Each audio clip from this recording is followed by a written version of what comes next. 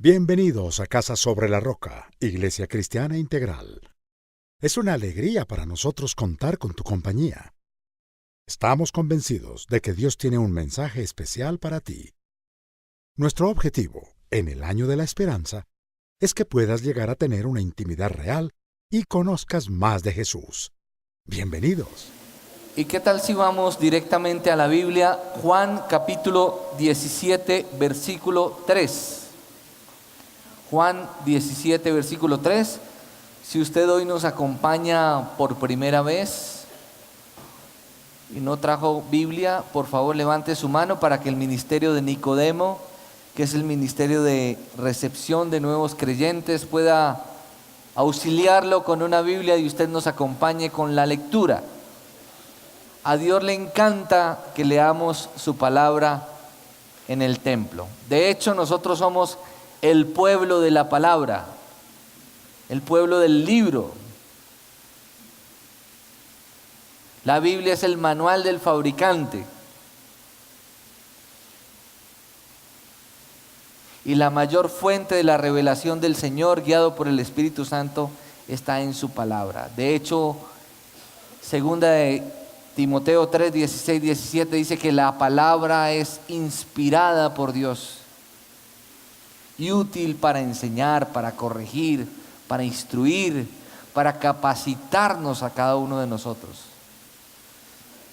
Envió su palabra y nos sanó y nos libró de toda nuestra ruina, dice la Escritura.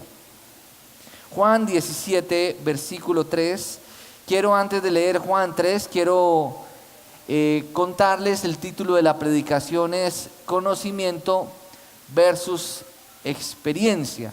Hace 8 días estuvimos hablando de que íbamos a empezar una serie de cómo conocer la voluntad de Dios. Y lo primero que hablamos hace 8 días es que Dios quiere tener con nosotros una relación real, personal y práctica. Y que a Dios le interesa más de lo que tú puedas hacer o lograr para Él. A Él le interesa es que tengamos una relación con Él. Una relación dinámica, una relación creciente y una relación de amor. A Dios le encanta que pasemos a solas con Él, que abramos nuestro corazón, que seamos sinceros con Él, que seamos genuinos. De hecho, la Biblia cuando habla de la adoración en Juan capítulo 4, dice que Él está buscando verdaderos adoradores que lo adoren en espíritu y en verdad. Una adoración en espíritu y en verdad es una oración sin falsedad, sin hipocresía, sin mentira, sin engaño, sincera, con un corazón sincero, quebrantado, humillado, aún reconociendo nuestras falencias, nuestras debilidades. Y en estos días escuchaba una predicación que decía que Dios prueba la pureza de nuestro corazón. ¿Cómo? Esperando de nosotros que seamos inmaculados. No, Dios prueba la pureza de nuestro corazón es cuando nosotros somos conscientes de una falta y nosotros vamos directamente y pedimos perdón. Cuando nosotros reconocemos que tenemos una debilidad y vamos a Dios para que Dios nos auxilie en medio de la debilidad. Cuando inclusive miramos lo que no debemos mirar y somos conscientes de eso y nos tomamos un tiempo para decir, uy Señor, perdóname porque no debo mirar eso. Cuando decimos una palabra y somos conscientes que con esa palabra fuimos imprudentes, ofendimos a alguien o fuimos orgullosos o arrogantes, inmediatamente decimos, Señor, perdónanos. Ese es el cristianismo. Un cristianismo perfecto no existe. Amén. Pero Dios sí quiere un corazón contrito, humillado y quebrantado. Sincero, genuino, sin religiosidad, sin hipocresía, reconociendo siempre nuestra necesidad de Dios. Entonces, cuando hablamos de que conocimiento versus experiencia, quiero recordarles algo que es importante que ustedes lo tengan claro, y es que Dios no es un concepto. Dios no es una filosofía. Dios no es ni un concepto, ni una filosofía, ni un precepto. Dios es una persona. Dios se hizo hombre en la persona de Jesús. Entregó su vida por nosotros. Derramó su sangre en una cruz. Murió y resucitó. Nos ha dejado su espíritu. Porque Dios no necesita de nosotros, pero nosotros necesitamos de Dios para vivir. Amén. Y el hombre vive buscando una vida en plenitud. Y una vida en plenitud solo la podemos hallar en Él. Cristo es la plenitud de la divinidad. Y Él quiere relacionarse con nosotros. Dice Juan 17, versículo 3, dice: y esta es la vida eterna. Y esta es la vida eterna. Que te conozcan a ti. Oiga, y esta es la vida eterna. ¿Qué es la vida eterna? Que te conozcan a ti, el único Dios verdadero, y a Jesucristo a quien tú has enviado. Dios, háblanos. Señor, disponemos nuestro corazón, Señor. Quebranta nuestra vida, háblanos. Muéstranos el camino que debemos andar. Guíanos, Dios. En Cristo Jesús, amén y amén. Hace unos años atrás, cuando mis hijas estaban pequeñas, se me ocurrió una idea. A mí me gusta el ciclismo y se me ocurrió una idea. Les compré bicicletas a mis hijas y entonces decidimos salir el domingo a montar en bicicleta. Como ustedes bien saben, Armenia no tiene ciclorrutas. Entonces, pues, la idea era yo irme con ellas al lado y que ellas fueran montando hacia acá. Pero en una de esas yo me adelanté, salimos por la avenida 19, y yo me adelanté y venía un bus de expreso bolivariano de esos grandes, de esos que llamamos borradores. Y mi hija Camila, la menor, que es acelerada como el papá, salió rápido del cruce y no miró que venía. No miró que venía. Y el bus pitó y ella se pegó con el bus así. ¡Pan! Y rebotó. Y después vino y me miró y se quedó asustada. El bus paró. Él creyó que había arrollado a la niña. Yo me asusté muchísimo, pero yo pude ver la protección del Señor. Y yo hoy puedo decir que tengo una relación real, personal y práctica, y puedo decirles a ustedes con toda autoridad, no solamente por ese episodio que es un pequeño ejemplo, sino por muchas ocasiones en donde yo he visto la protección de Dios. Diga, Dios es nuestro protector. Amén.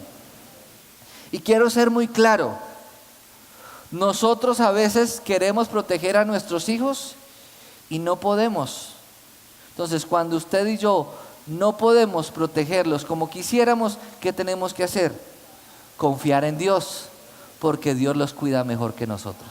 Amén, iglesia. Dígale al que tiene a su lado, Dios cuida mejor sus hijos que usted. Desde luego, no podemos ser irresponsables, no podemos ser personas desentendidas. Tenemos que estar pendientes, pero nosotros no somos omnipresentes. El Señor sí, y Él está en todas partes. Vámonos para el Salmo 41, versículo 2. Salmo 41, versículo 2. Salmo 41, versículo 2.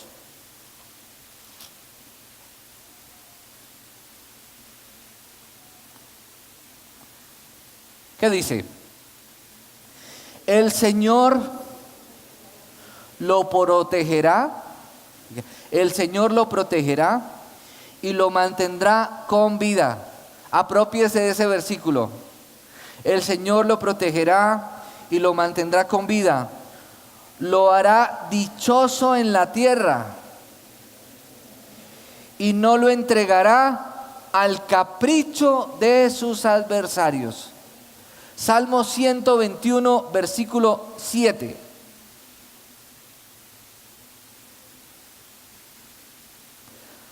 Salmo 121, versículo 7. Y vamos a leerlo desde el versículo 1. Dice: a las montañas levanto mis ojos. ¿De dónde ha de venir mi ayuda? Mi ayuda proviene del Señor, creador del cielo y de la tierra.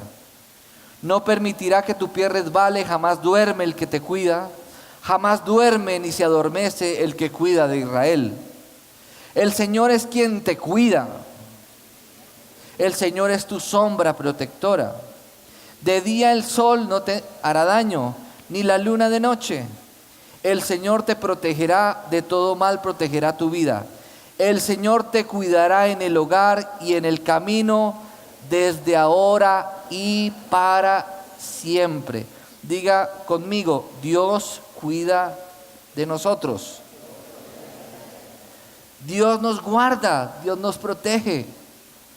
Hay muchas promesas, no solamente esa promesa. Entonces, cuando hablamos de conocimiento versus experiencia, hay un abismo de diferencia entre saber que algo es verdad y experimentar esa realidad en nuestra vida. Dios es verdad. Amén. Su palabra es la verdad. Y Él nos protege. Amén. Entonces, cuando finalmente llegamos a nuestro destino y comprendemos de una manera nueva, profunda y por experiencia que Dios es nuestro protector, podemos decir: Dios es real. Amén. Porque Dios no quiere que nosotros experimentemos una relación de religiosidad, sino una experiencia íntima, real y personal con Él. Diga: Dios es mi protector. Póngase a pensar en situaciones en donde tal vez usted tuvo dificultades para salir, tuvo contratiempos, un trancón en la línea, de pronto cancelaron el vuelo en el que usted iba a viajar y cosas parecidas como esas. Ahí es donde usted debe confiar en que Dios de algo lo está librando, porque Dios es nuestro protector. Amén. Cuando usted tenía que hacerse un examen médico grave, difícil, le cancelaron el examen y se lo dejaron para después. Yo he sabido de personas que le han cancelado exámenes que tenían que hacer y después, cuando le programaron el examen, fueron a mirar y la persona ya no tenía nada. Dios tiene una manera muy particular de hacer las cosas y estamos bajo su protección. Entonces, la Escritura está llena de descripciones del carácter de Dios. Hay muchos relatos en donde Dios nos permite conocer cosas de Dios. Pero Dios no solamente quiere que tú lo conozcas en términos científicos de conocimiento, sino que Dios quiere que tengas una relación real, personal y práctica con Él. La Biblia dice: los griegos piden conocimiento y los judíos piden señales. Y eso no ha pasado. Muchas personas quieren conocer mucho de Dios. Yo le decía a estudiantes del Instituto Bíblico que hay ateos que son teólogos, hay agnósticos que son teólogos, y es paradójico hablar de que una persona dedica 5 años de su vida en una universidad tal vez costosa para llenarse de conocimiento con el fin de, con sus propios argumentos, querer negar la existencia de Dios. Estudia a Dios para negar su existencia. Y generalmente hay muchos que quieren estudiar muchas cosas para negar la existencia de Dios y se encuentran finalmente con el Señor. Porque en la cima del conocimiento siempre va a haber algo que dijo Pascal, que dijo, el corazón tiene razones que la razón no conoce.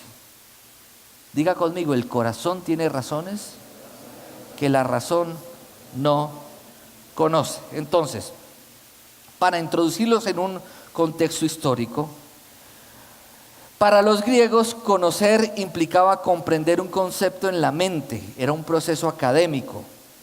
Por ejemplo, un huérfano griego podía crecer y conocer el concepto de un padre, podía describir qué hacen los padres y cómo es la experiencia de relacionarse con ellos.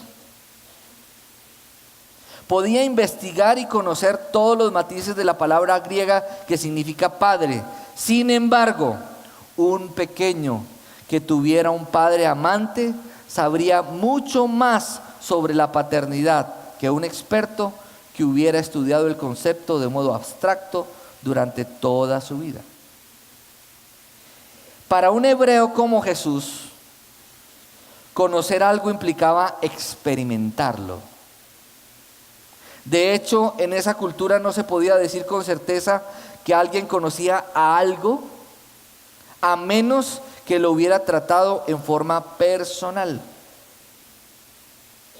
Entonces, cuando Dios habla de conocer, Dios está hablando de tener una experiencia con Él. Amén. Tener una experiencia real, personal y práctica con Él. Cuando Dios dijo que la vida eterna era conocer a Dios, ¿qué quiso decir? No quiso decir saber sobre Dios, sino conocerlo, experimentarlo, vivirlo, tenerlo en cuenta en nuestras decisiones, caminar junto a Él. Y llegamos a conocer a Dios de verdad cuando tenemos una experiencia con Él en nuestra vida. Si usted ha experimentado enfermedad y ha visto cómo Dios ha estado en medio de su enfermedad, usted puede decir, Dios es real y Dios es mi sanador. Amén. ¿Es verdad o no es verdad? Y aun si no has recibido sanidad, tú puedes decir, en medio de mi enfermedad, Dios me ha sostenido. Amén. Diga, en medio de mi enfermedad, Dios me ha sostenido, porque Dios es real. Dios espera de nosotros una relación personal, dinámica y creciente. Y vamos a ver cómo los nombres de Dios permiten conocerlo.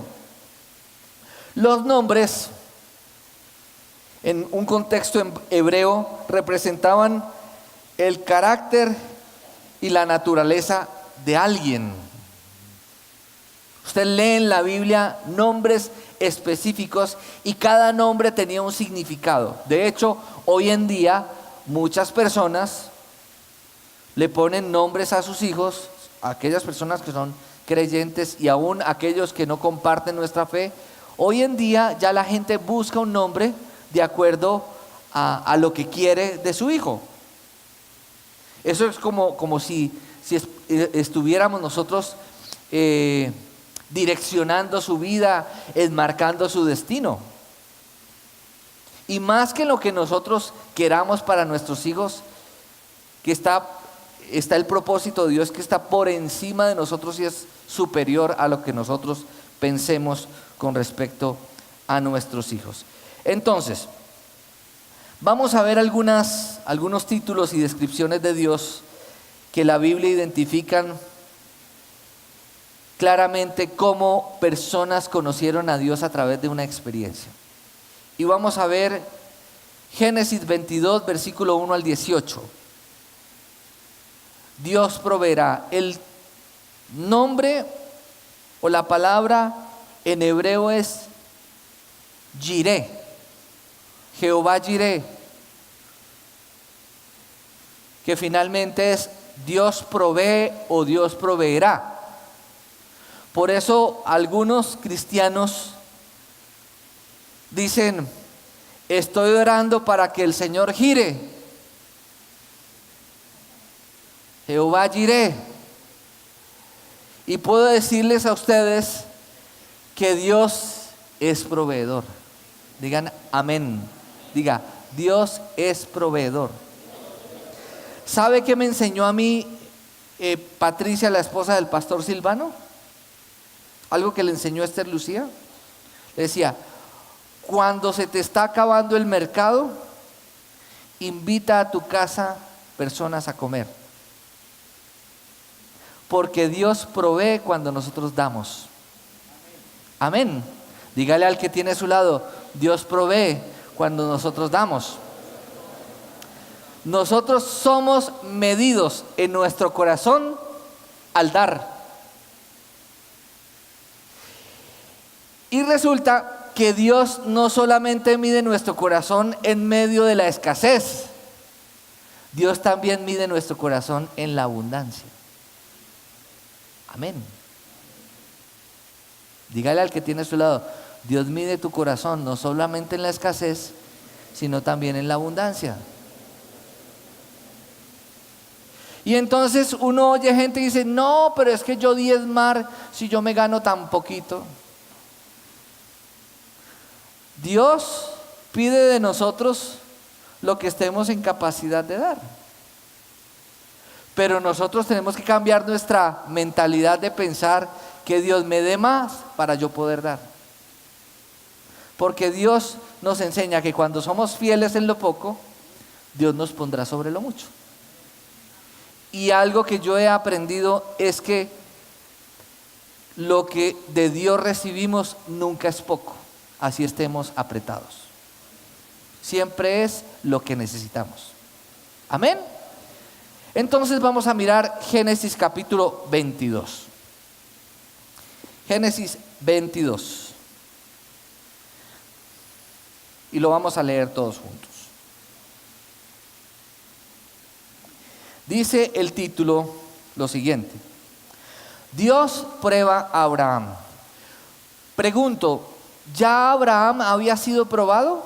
Si miramos el contexto, ya Dios había probado a Abraham en un área específica de su vida. ¿Alguien lo recuerda? Dios había probado a Abraham en algo que para él era imposible. ¿Lo recuerdan? Que su esposa anciana concibiera hijos. Entonces, podemos decir que ya Abraham había entendido y había conocido a Dios como un Dios todopoderoso. ¿Por qué? Porque cuando el ángel le dijo que en un año su esposa ya había concebido, ya iba a concebir, ¿qué le dijo en la promesa? ¿Qué le dijo el ángel? ¿Se acuerdan? Lo que es imposible para ti es posible para Dios. Su esposa concibió a su hijo, y ¿qué puede decir Abraham? Es verdad. Dios hace lo imposible posible. Porque en una situación donde para mí era ilógico que mi esposa concibiera, Dios respondió a su promesa, y es verdad. Amén. Y vamos a mirar qué dice entonces el versículo 1. Dice: pasado cierto tiempo, Dios puso a prueba a Abraham y le dijo: Abraham, aquí estoy. Quiero que usted ponga en vez de Abraham, usted va a poner ahí su nombre. Quiero que lea ahí y ponga su nombre. Y esto es algo que Dios quiere hablarle a usted de manera individual hoy. Y va a poner su nombre allí. Y usted va a pensar en aquello que es para usted lo más importante, que es para usted lo más valioso, que es para usted lo más esperado. Tal vez aquello que usted anheló por mucho tiempo y que llegó, y que ocupa un lugar especial en su corazón. Y usted va a leer este texto pensando en eso. Y va a poner su nombre. Entonces, pasado cierto tiempo, Dios puso a prueba a Jorge Enrique y le dijo, Jorge Enrique, y le dijo Jorge Enrique, aquí estoy, respondió. Y Dios le ordenó, toma a tu hijo, el único que tienes y al que tanto amas, y ve a la región de Moria. Una vez allí, ofrécelo como holocausto en el monte que yo te indicaré. Prestemos atención un momento.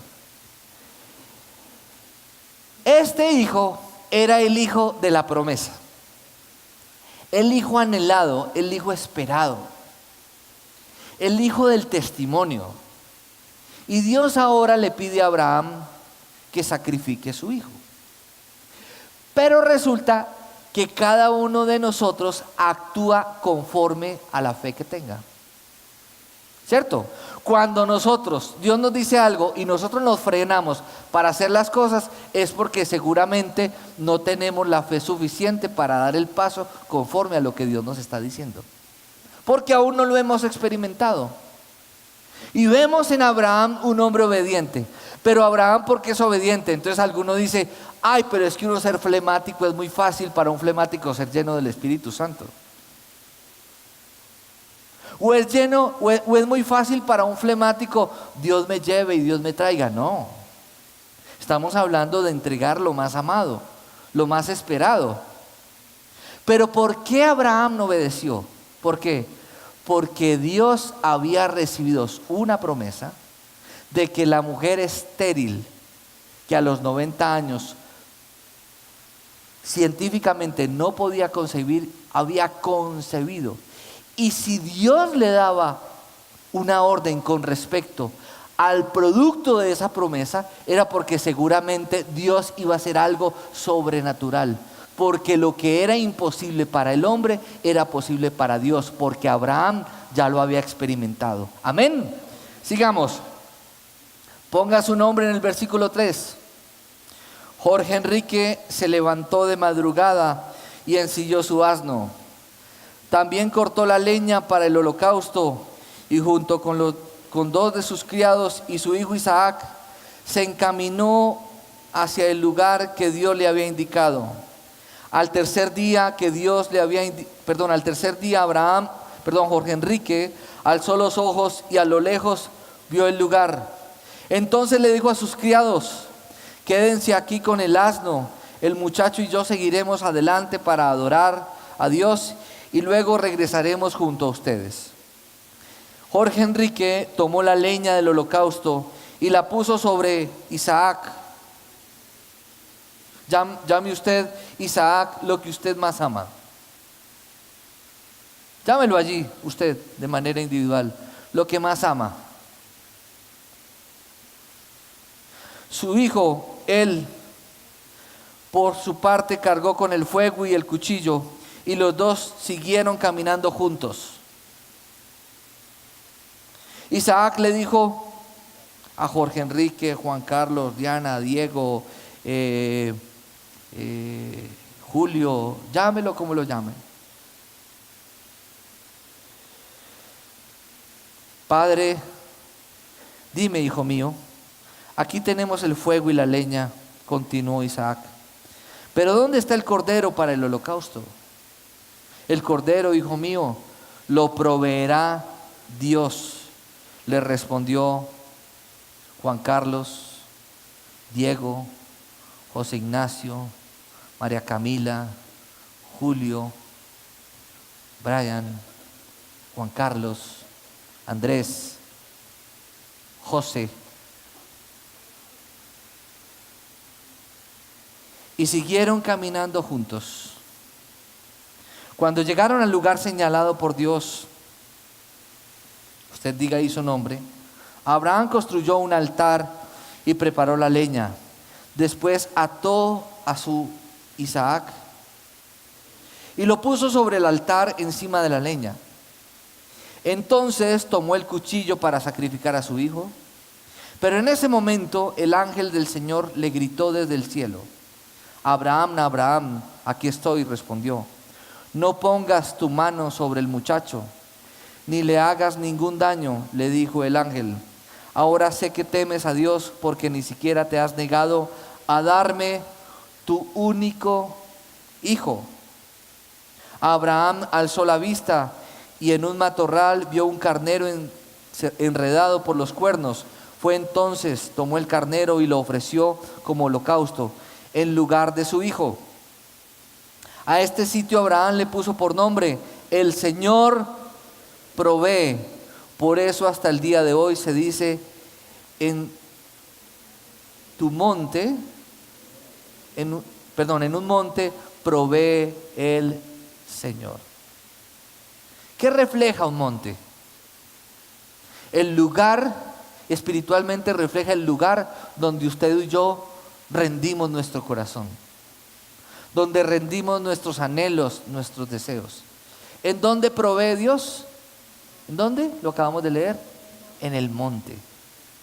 Es allí donde recibimos la provisión de Dios. Es en el monte, en el lugar de adoración, en el lugar donde rendimos nuestro orgullo, ponemos delante del Señor nuestras luchas, nuestros límites. Es allí donde Dios provee. Y si miramos el texto y hacemos una analogía con lo que ocurrió miles de años después, pasó lo mismo con el Señor. Entregó su único hijo, lo que más amaba, y lo entregó por cada uno de nosotros. Pero mire lo que dice después el texto en el versículo 17. Dice, versículo 16, y le dijo: como has hecho esto y no me has negado a tu único hijo, juro por mí mismo, afirma el Señor. Cuando nosotros ponemos lo que más amamos a los pies de Dios y estamos dispuestos a rendirlo ante Él y decir: Señor, esto es tuyo, te pertenece, ¿qué pasa? Dice que te bendeciré en gran manera, te bendeciré en gran manera, y que multiplicaré tu descendencia como las estrellas del cielo y como la arena del mar. Además, tus descendientes conquistarán las ciudades de sus enemigos. Puesto que me has obedecido, todas las naciones del mundo serán bendecidas por medio de tu descendencia. A veces no somos conscientes que la obediencia en nuestra vida nos lleva a recibir una bendición que no solamente va a ser para nosotros, sino para muchos que nos rodean a nosotros. Amén, iglesia. Diga conmigo: Dios provee. Y dígalo nuevamente: Dios siempre provee. Y algo que me llamaba la atención al leer este texto es que Abraham actúa sobre la base de su confianza como proveedor. ¿Por qué? Porque él hizo lo que él le pidió, porque Abraham ya había tenido la experiencia con Dios, de que Dios había dicho que lo que era imposible para él era posible para Dios, y lo experimentó. ¿Por qué? Porque obedeció lo que Dios le dijo. Nadie puede experimentar el poder, la provisión de Dios si no obedecemos lo que Él nos dice. Muchas personas quieren un milagro, pero no están dispuestas a obedecer. Queremos un milagro en nuestro matrimonio y no estamos dispuestos a obedecer. Queremos un milagro en nuestras finanzas y no estamos dispuestos a obedecer. Queremos un milagro en nuestra salud y no estamos dispuestos a obedecer. Y muchas veces lo único que necesitamos es obedecer, porque la obediencia es la prueba de nuestra fe. ¿Y qué es lo que vence el mundo? Nuestra fe. ¿Y qué dice la Escritura? Sin fe es imposible agradar a Dios. Y la fe se expresa ¿en qué? En la obediencia. Diga: la fe se expresa por medio de la obediencia. Dígalo, por favor. Ese día Abraham llegó a conocer íntimamente a Dios al experimentar que Él era su proveedor. Dios te prueba en la escasez para poderte bendecir con abundancia. Nadie puede ser bendecido con abundancia si no ha sido fiel a Dios en medio de la escasez. Amén, iglesia. Amén. Nosotros en la iglesia hemos sido probados en la escasez. Muchas veces. Pero ahora, aunque no nos sobran los recursos, podemos decir que ahora Dios nos está probando también en medio de la abundancia. Porque tenemos mucho, ¿o no? Y puede que no tengamos plata en el banco y no nos sobre el dinero, pero Dios nos ha dado mucho. Nos ha dado un lugar hermoso, nos ha dado tierra, nos ha dado una linda comunidad, unas vías, parqueaderos, aires acondicionados, instrumentos musicales, un buen sistema de sonido. Eso no es lo más importante. Pero Dios, podemos decir que confiamos en el Señor y damos pasos de fe hacia adelante. ¿Por qué? Porque creemos que Dios es nuestro proveedor, porque lo hemos visto, lo hemos experimentado. Amén. Pero también tenemos que ser responsables en medio de la abundancia. Amén. Tenemos que ser buenos administradores. A veces tenemos mucho y nos agarramos a derrochar. Y se nos olvida que José fue puesto como gobernador. ¿Por qué? ¿Porque derrochó? No. Porque ¿qué pasó? Porque en medio de la abundancia, ¿qué hizo él? Guardó pensando en los años de escasez. Y muchas veces nosotros, en medio de la abundancia, ¿qué hacemos? Derrochamos y no pensamos que en algún momento va a venir una situación de escasez donde no vamos a tener de qué echar mano.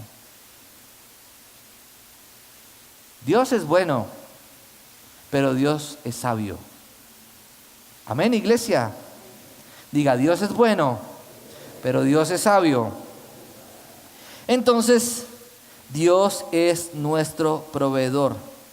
Nosotros nos preocupamos por las cosas de Dios y Dios se ocupa de nosotros. Digan amén. Muchas veces nos ocupamos de cómo proveer y olvidamos las cosas de Dios. Y todo lo que ganamos se nos va como por saco roto. ¿Es verdad o no es verdad? Y termina convirtiéndose en un pan de dolores. Y muchos en la iglesia oran para que el Señor los bendiga. Y gloria a Dios por eso. Y apoyamos su petición y con todo el ministerio de oración estamos orando. Pero oramos para que Dios te bendiga. ¿Para qué? ¿Para que no te congregues? ¿Para que ya no tengas tiempo para orar? ¿Para que ya no tengas tiempo para las cosas de Dios? ¿Para que consigas tanto que al ver cuánto debes diezmar dice, no, esto ya es mucha plata?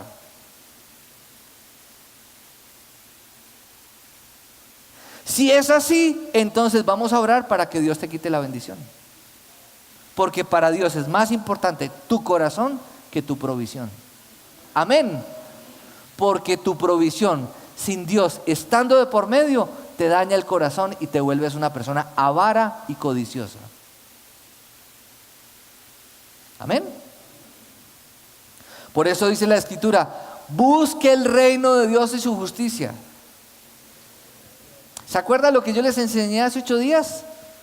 Deleítate en el Señor y Él te concederá las peticiones del corazón. Busca el reino de Dios y su justicia. Busca el reino de Dios y su justicia. Y todo lo demás nos será añadido. Nosotros ha habido situaciones en la iglesia donde tenemos compromisos que pagar, cuentas por pagar, y son muchos los gastos porque los gastos mensuales no paran. ¿Cuál es la solución lógica con respecto a eso? Miremos a ver cómo nos conseguimos la plata. Esa es la respuesta natural. Pero ¿cuál es la respuesta espiritual? Busquemos el reino de Dios y su justicia. Ocupémonos de las cosas de Dios, de obedecerlo, de vivir en integridad, de hacer lo que tenemos que hacer. y Dios nos dará lo que necesitamos como una añadidura. Y funciona. Vámonos para Filipenses 4, versículo 13 al 16. Dice, todo lo puedo en Cristo que me fortalece. Sin embargo, han hecho bien en participar conmigo en mi angustia. Y ustedes mismos, filipenses, saben que en el principio de la obra del Evangelio, cuando salí de Macedonia, ninguna iglesia participó conmigo en mis ingresos y gastos, excepto ustedes. Incluso a Tesalónica me enviaron ayuda una y otra vez para suplir mis necesidades. No digo esto porque esté tratando de conseguir más ofrendas, sino que trato de aumentar el crédito a su cuenta, ya que he recibido todo lo que necesito y aún más. Diga, he recibido todo lo que necesito y aún más. Yo quiero invitarlos a ustedes a que renuncien a la odiosa palabra de decir no tengo plata. No hay plata. Estamos en una época de austeridad. No. Usted va a decir, en este momento vamos a orar para que el Señor nos provea. Amén. Tal vez esta es una época de hacer cambios, porque finalmente en la eternidad el recurso está. Y no estoy hablándoles de una fe irreal o de volvernos personas místicas, simplemente de aprender que Dios es bueno. Hay momentos en que podemos darnos ciertos gustos, hay momentos en que no, pero usted no puede decir que usted está en una época de austeridad. No, usted tiene que decir, tengo que hacer unos ajustes en mi presupuesto. Pero Dios siempre nos provee. Amén. Diga conmigo, tengo que hacer unos ajustes en mi presupuesto, pero Dios siempre provee y nos da más de lo que necesitamos. Dígalo, por favor. ¿Lo cree o no lo cree? Bueno, yo puedo decir que Dios es mi proveedor.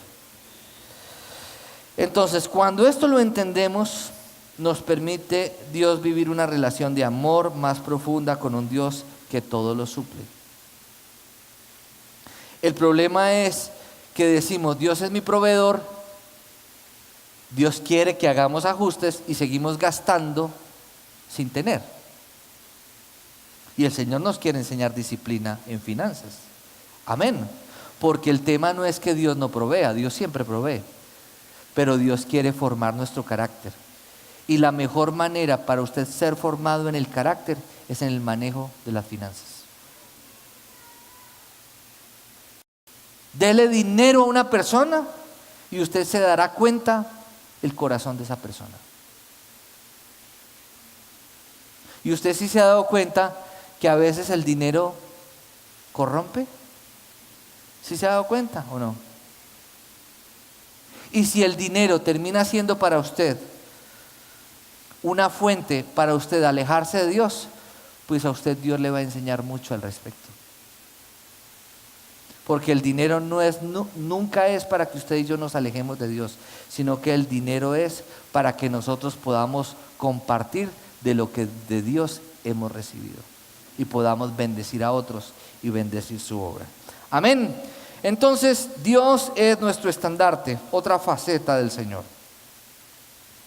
¿Qué significa un estandarte? Es un escudo, algo que va adelante. La Biblia está repleta de ejemplos sobre cómo Dios ayudó a su pueblo a conocer a través de sus experiencias la realidad de su persona. Moisés observó la batalla desde un monte cercano, mientras mantenía las manos extendidas hacia Dios cuando enfrentó a los amalecitas. Dice el texto que cuando Moisés bajaba las manos, el ejército amalecita se fortalecía, Pero cuando Moisés las levantaba, el ejército israelita se fortalecía. ¿Y qué aprendía yo al respecto?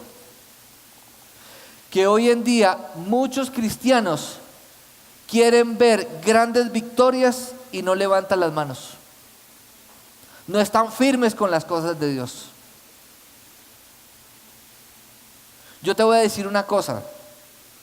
Dios nos ha dado grandes y magníficas promesas, pero hay que lucharla, hay que guerrear. Hay que guerrear por el matrimonio.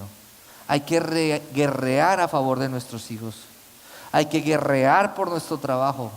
Hay que guerrear espiritualmente para lograr y alcanzar las cosas.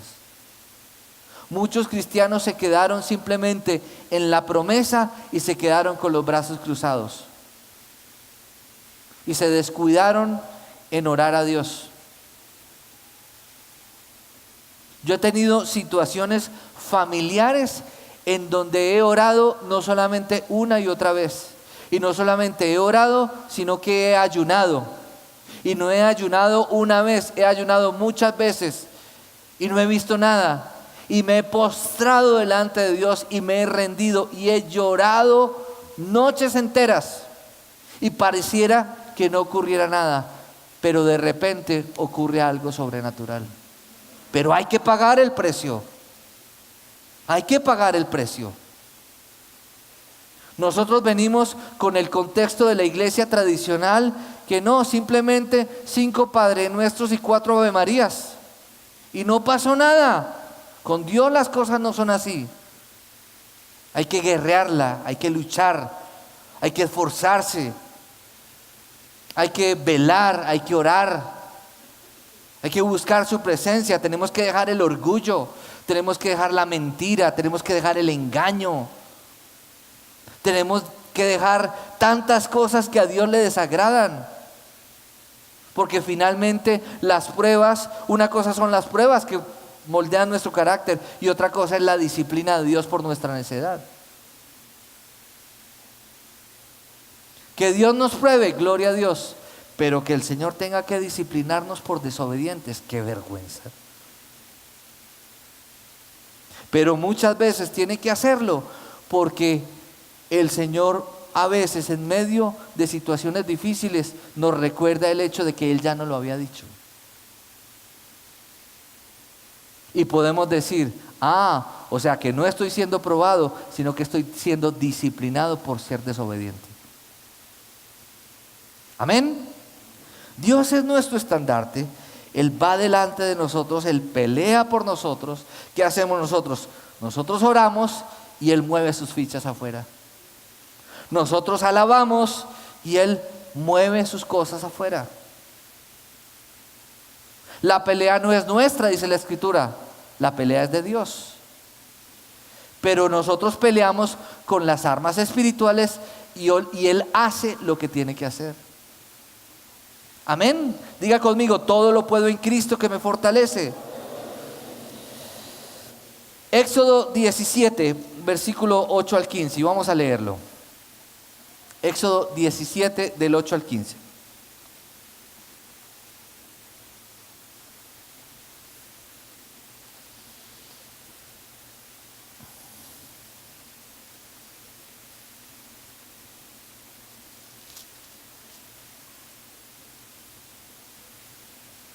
Leámoslo.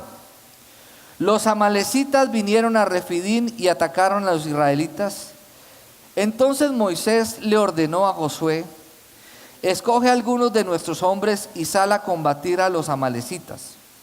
Mañana yo estaré en la cima de la colina con la vara de Dios en la mano. Entonces Moisés fue ¿a dónde? A la cima de la colina. Ahorita dijimos que ¿qué había en el monte? La visión, la provisión, la presencia de Dios. ¿Y él subió con qué? Con la vara. ¿Qué representa la vara? Autoridad. Cuando tú ores, tú debes orar con la autoridad que ya Dios te dio. Amén. Sigamos. Josué siguió las órdenes de Moisés y les presentó batalla a los amalecitas.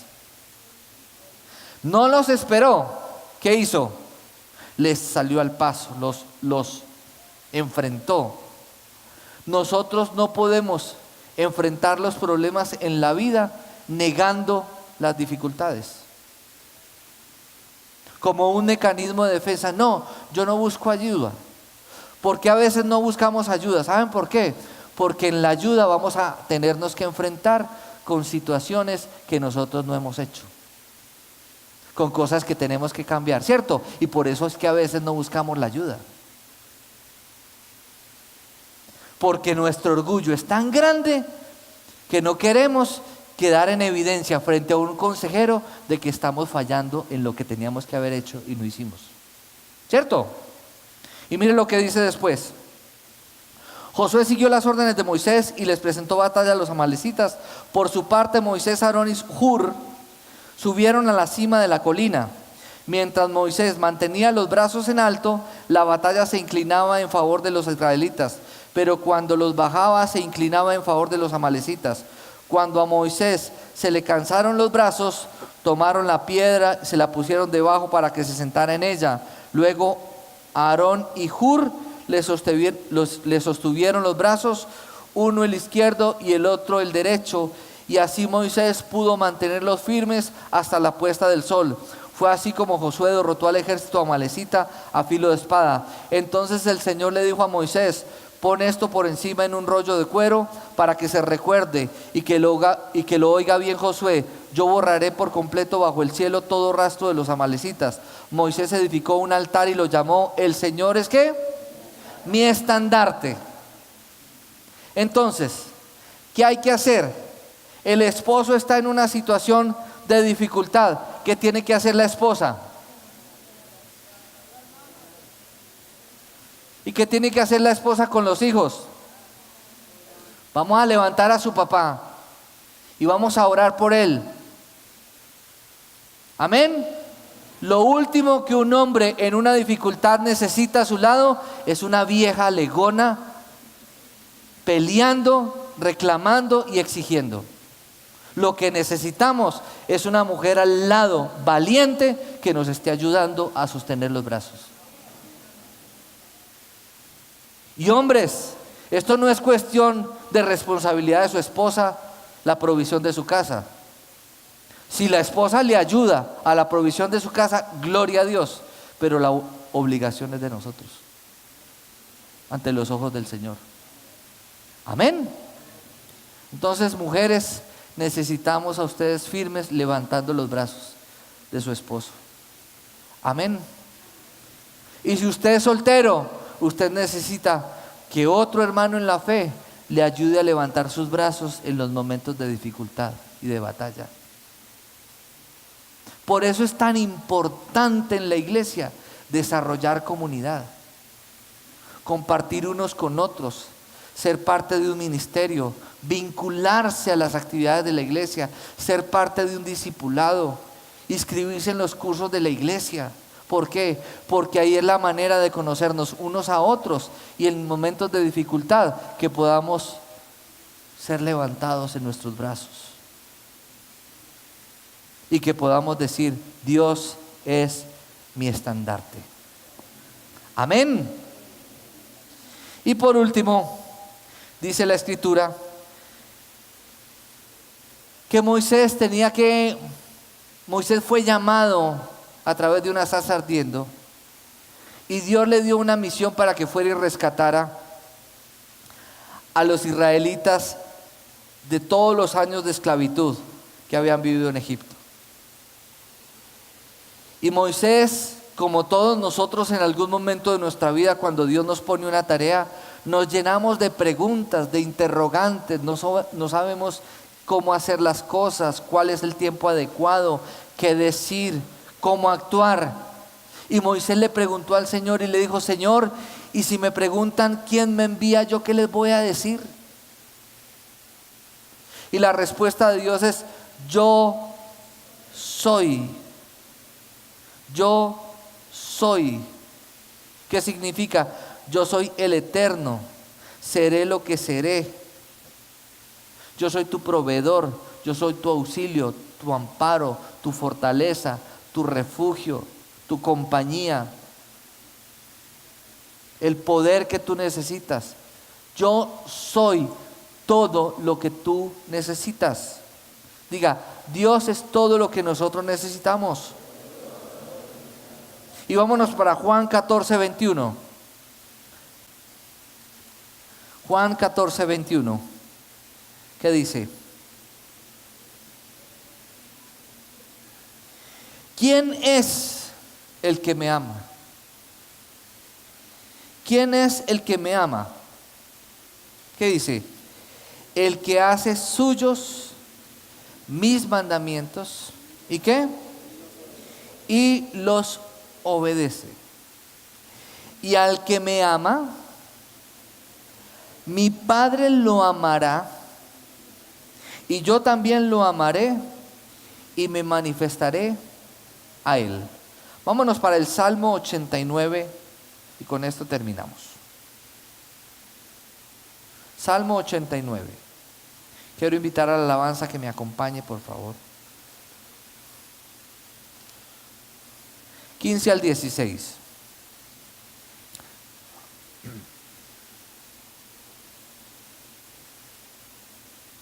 Dichosos los que saben aclamarte, Señor, y caminan a la luz de tu presencia. Los que todo el día se alegran en tu nombre y se regocijan en tu justicia, porque tú eres su gloria y su poder. Por tu buena voluntad aumentas nuestra fuerza. Padre, gracias, Señor, te damos una vez más por recordarnos cosas que habíamos olvidado, porque a veces las circunstancias de nuestra vida nos llevan a olvidarnos tu grandeza, tu poder, tu majestad. Porque a veces, Señor, el correr tanto, Señor, nos hace perder la visión de las cosas. Hoy podemos entender que tu propósito es mucho más grande de lo que nosotros podamos imaginarnos o pedir, Señor. Gracias por recordarnos una vez más que tú eres nuestro proveedor, Señor. Tú eres nuestro proveedor, pero tú esperas de nosotros que seamos organizados en nuestras finanzas, Señor. Tú eres nuestro proveedor y tú nos das en abundancia, pero tú esperas que nosotros también seamos generosos, Señor. Tú eres proveedor, Señor, y tú nos has prometido más de lo que podemos pedir, Señor. Pero tú esperas de nosotros que seamos mesurados, ecuánimes, sabios a la hora de gastar, Señor.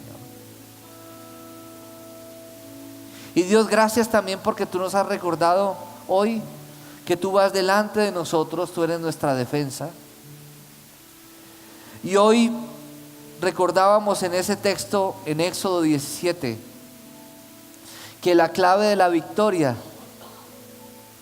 era que esos brazos levantados siempre representan una señal de dependencia del hombre hacia ti, Dios. Y es el reconocer esa dependencia de ti lo que asegura nuestra victoria en todas las circunstancias de nuestra vida. Permítenos ser una iglesia que tengamos presente que tú eres lo primero, Dios. Que busquemos tu reino y tu justicia, porque todo lo demás nos será añadido. Gracias, Señor, porque podemos decir como Abraham, que llamaba a las cosas que no eran como si fueran, porque había sido llamado para ser padre de naciones, porque había experimentado que tú eres el Dios todopoderoso. Y para ser padre de naciones tenía que ser un hombre próspero y rico, pero él también fue experimentado en la provisión tuya, cuando estuvo dispuesto a sacrificar lo que más amaba por ti, Señor. Enséñanos a sacrificar en el altar de tu presencia tal vez lo que en algún momento ha estado por encima de ti, Señor. Rendimos hoy nuestras vidas, Señor, nuestros talentos, nuestras profesiones, tal vez nuestro prestigio, nuestras finanzas, lo que hemos alcanzado y lo hemos logrado durante tanto tiempo, que lo hemos convertido en un ídolo. Dios, perdónanos y permítenos experimentarte, Dios. Que podamos decir como Job: de oídas te había oído, pero ahora mis ojos te ven, Señor. Queremos eso, Dios. Yo estoy seguro de que tú quieres una iglesia que experimente tu poder, tu gloria, tu majestad. Nos rendimos ante ti, Señor. Nos rendimos ante el señorío de Cristo. Declaramos que tú eres el Rey de nuestro hogar, Señor. Que tú eres el Señor de nuestras decisiones, Dios. Que nuestros proyectos están en tus manos, mi Dios. Que no es por donde metamos la cabeza, por ahí la tenemos que sacar, sino que podamos decir: Señor, conforme a tu voluntad actuaremos y no desfalleceremos, Señor. Y no importa lo que pase, para los que te amamos, todas las cosas nos ayudan a bien conforme al propósito al cual hemos sido llamados, Señor. Sabemos que Dios habló a tu corazón con una palabra especial. Repite en voz alta después de mí esta sencilla oración. Amado Jesús, te doy gracias. Reconozco que soy pecador, pero también reconozco que tú, Jesús, eres Dios, que te hiciste hombre, moriste y resucitaste. Te abro la puerta de mi corazón. Haz de mí la persona que tú quieres que yo sea. Te recibo ahora mismo como mi Señor y mi Salvador. En Cristo Jesús. Amén. Si acabas de hacer esta oración, la palabra de Dios dice que naciste de nuevo. Eres una nueva persona. Te invitamos a dar el siguiente paso en tu proceso. Conéctate con nosotros. En Casa Roca somos una iglesia de amor y queremos acompañarte y ayudarte en esta nueva vida. Ingresa a www.casarroca.org. Seguimos en contacto.